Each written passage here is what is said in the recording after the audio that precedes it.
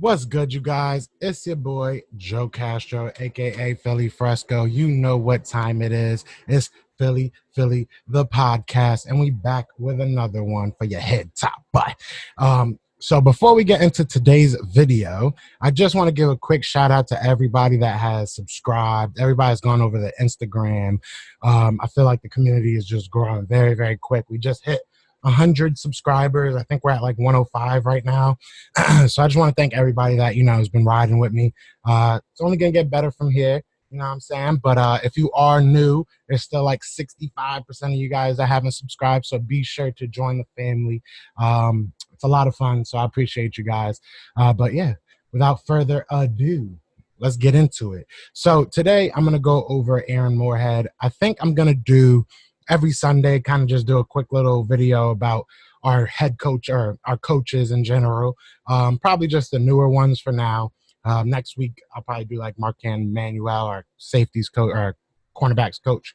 But yeah, so today we'll start with Aaron Moorehead. Obviously, he's our new wide receivers coach. He's got a tough job. We've had a rough patch with our wide receivers, so we're definitely hoping that he can, take us to the next level, maybe get something out of these guys and a lot of young kids. So that's going to be big for him. So yeah, he was born November 5th, 1990. His father is Emery Moorehead. I don't know if you guys, some of the older guys might know who he is. He did play for the Chicago Bears. He played for the Giants, and he played for the Broncos. He played 12 seasons. He did win a Super Bowl. Obviously, Aaron Moorehead also won a Super Bowl, so that does make them the only father-son duo to ever win a Super Bowl. Obviously, they didn't do it together, but, Aaron Moorehead won his in 2007, and then Emery won his, God knows when, back in the day. He also had a cousin who was a former number one pick in the NBA NBA draft, Brad Daughtry. So just gives you a little bit of background. He had a very, very athletic family, very sports driven family. And obviously that took over him as well. Back in the day when he was in high school, he was born in Aurora, Colorado. I lived not too far from there. It's a beautiful area. But that is actually where the Batman movie theater thing happened. I'm not going to say what it was. You know what it was, but that is where it happened. Aurora is a beautiful place, and so is Colorado. But he did end up moving to Deerfield, Illinois, for most of his high school career. When he was there, he was a big track and field star. He actually came in fourth in a big state meet with the high hurdles, with the 110 meter high hurdles. So, and I believe his personal best was like 11.6 seconds, something like that. So the kid, he had juice. He was a great athlete, and obviously he was a standout in football as well. He did decide to stay basically home. He did go to Illinois for college, obviously, staying local. In Illinois, he didn't do anything crazy. He wasn't, a standout. He did not get drafted. He ended up going as an undrafted free agent in 2003, and he went to the Colts, obviously, where he did basically stay his whole career. Not basically, he did. He stayed his whole career. He played there from 2003 to 2007. Never really was a big part of their offense. He was always kind of like the fourth or fifth guy. The year that they won the Super Bowl, obviously was 2007. That was his last year. That was when he retired right after that. But in that playoff stretch, let me look just to make sure I'm not saying the wrong thing. He did he caught 5 passes for 41 yards in the postseason. So he wasn't a no one. He wasn't like completely out of it. He caught some balls. He made, some plays for them. That is the year that they beat the Bears, 29-17, I want to say it was. And yeah, so, he does have some championship experience. He was on a very, very good team that year, obviously. And, you're around greatness like, Peyton and great minds like that, Marvin Harrison. You're around great minds that know the game and have been in the game for a while. So I'm sure he's soaked up a lot. He's soaked up a lot from these type of players, which brings me to his coaching career. Now, he obviously retired. Well, he left the league around 2007 after 2007 season, didn't really play anymore. After that, he did go to a couple different places, and he was like a assistant coach and, like he was basically learning to coach.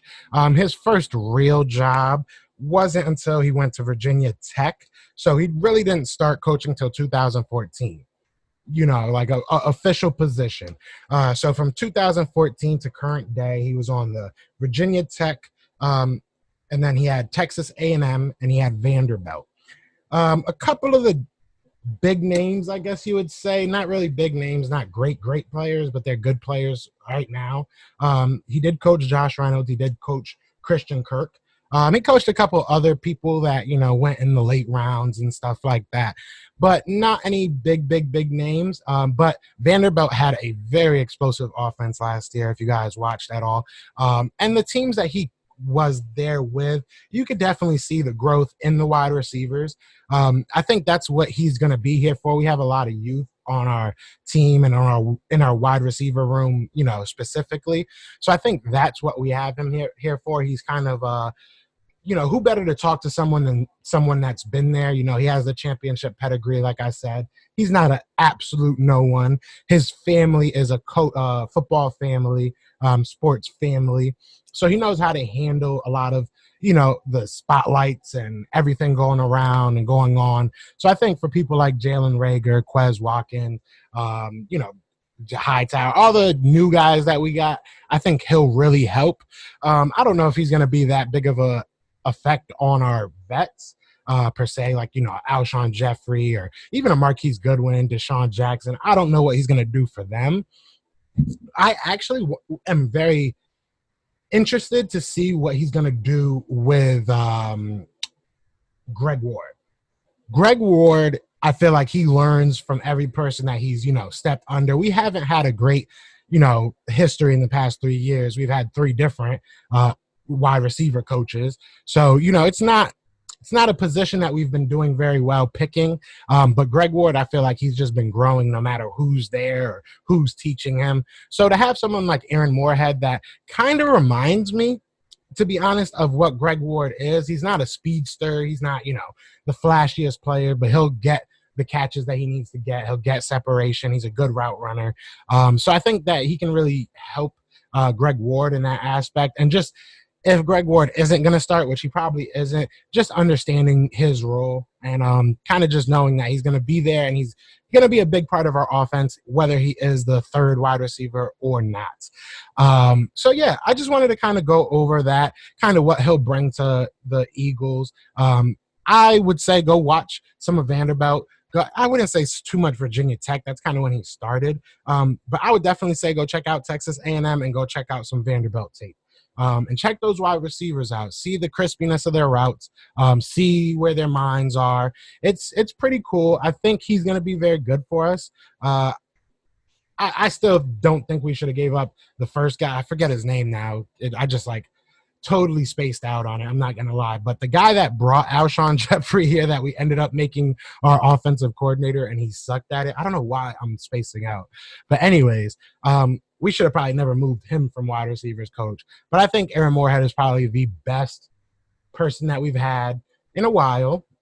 So what do you guys think? Do you think he's going to bring anything big to, the Eagles? Do you think our wide receiver core is going to shoot up, rocket up? Are we going to have a great year production wise? What do you guys think?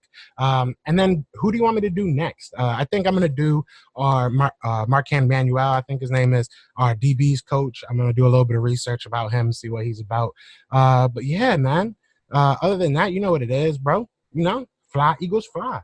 We out here. Peace.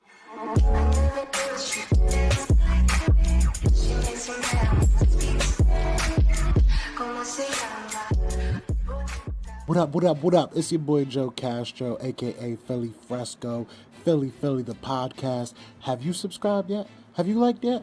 I don't know, but I'm going to give you a couple seconds. This is going to be on a couple seconds. Do it right now.